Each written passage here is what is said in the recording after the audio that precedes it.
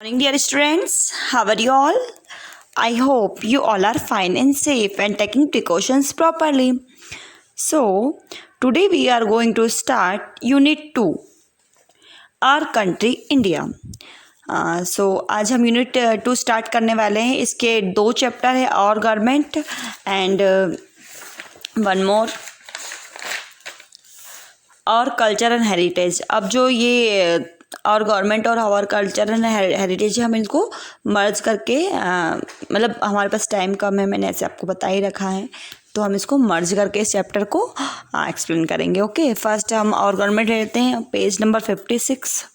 Okay, so here Mrs Mani and Rohan are talking each other.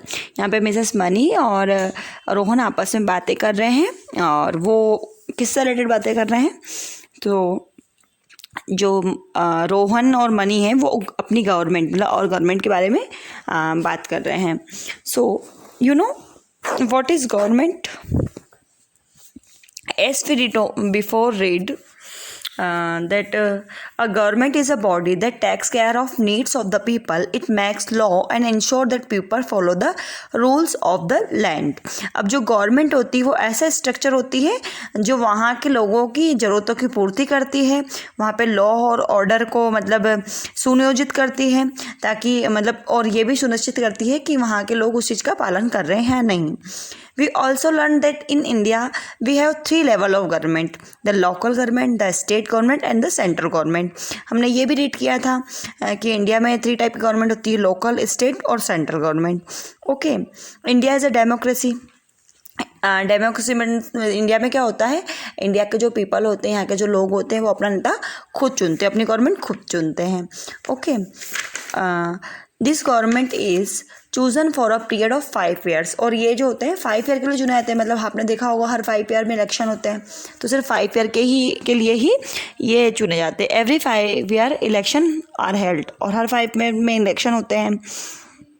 The main function of central government are to make law for the country, to protect it from its enemies, to take care of the welfare of the people and to ensure law and order in maintained in the country.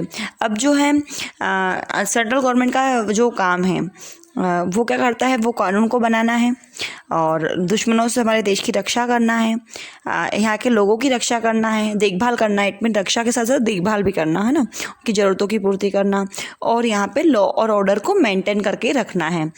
The main law making body of the central government is parliament. अब जो parliament होती है वहाँ पे कौन कानून बनाए जाते हैं.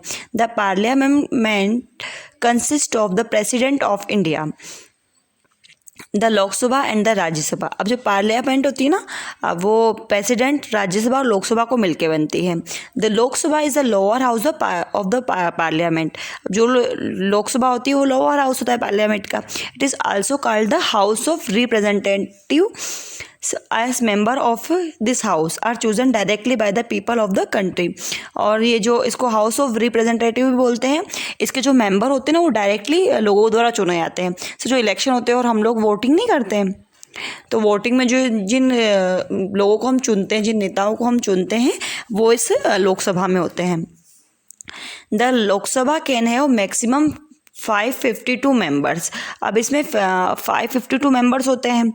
Every state send a fix number of representative to the Lok Sabha. और हर स्टेट के मतलब कुछ फिक्स मेंबर होते हैं जो कि यहाँ जाते हैं.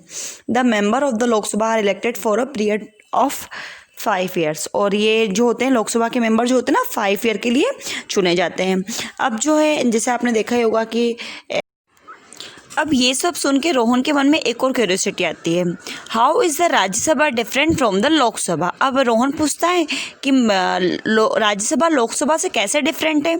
सो Mrs Mani, the Rajya Sabha is the upper house of the parliament. The member of the Rajya Sabha are not elected but nominated by the members of the state legislative assembly for 6 years.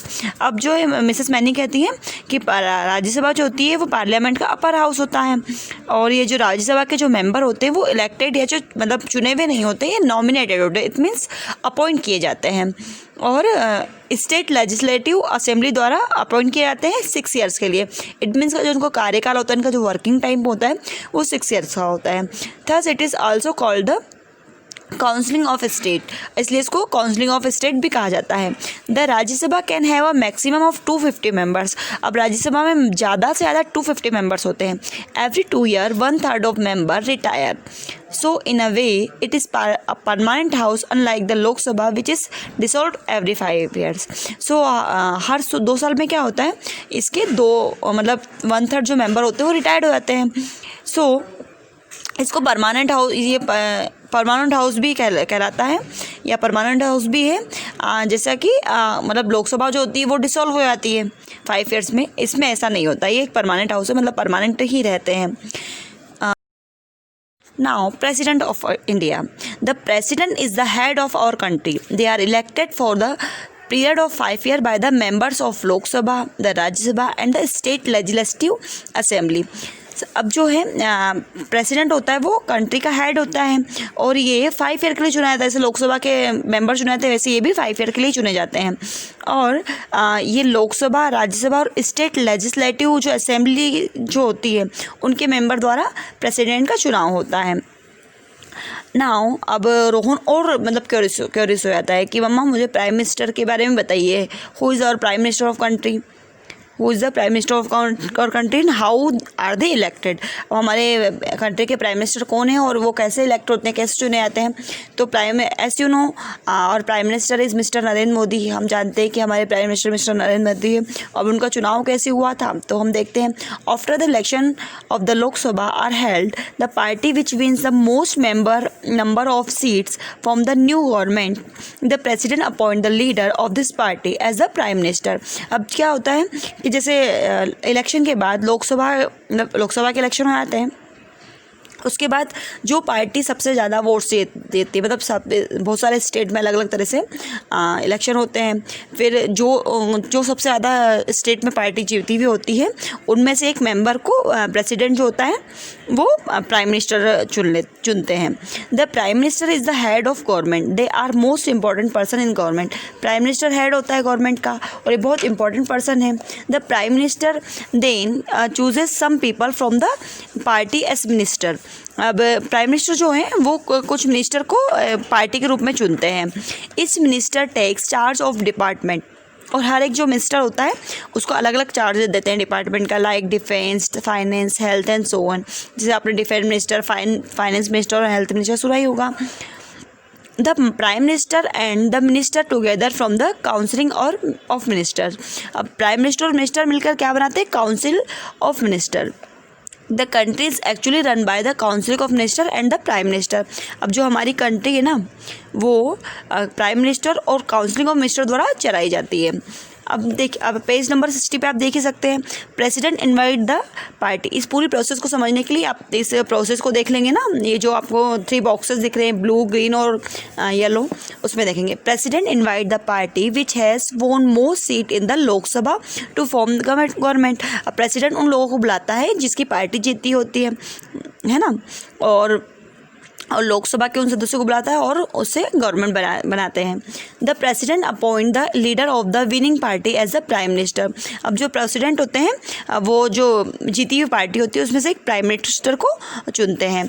The prime minister appoints minister to take care of different departments together they from the counselling of minister. अब जो prime minister होते हैं वो अलग अलग department के लिए अलग अलग मिनिस्टर चुनते हैं और प्राइम मिनिस्टर और ये जो डिपार्टमेंट के अलग अलग मिनिस्टर मिलकर क्या बनाते हैं, counseling of minister. So on this video we learn about Lok Sabha, Rajya Sabha, Prime Minister and President. Now on next video we will read about Vidhan Sabha and our constitution. So watch this video carefully and read also chapter 8। आपको chapter 8 read भी करना है और video भी देखना है। आप video देख लेंगे एक बार तो आपको शायद नहीं समझ पाएगा, आप एक बार वीडियो देखने के बाद एक बार चैप्टर रीड करिएगा। चैप्टर रीड करने के बाद फिर से एक बार वीडियो देखेंगे तो आपको ये अच्छे से समझ में आ जाएगा जो पूरी प्रोसेस है हमारी गवर्नमेंट को, मतलब गवर्नमेंट कैसे चुनी जाती है उसके बारे में।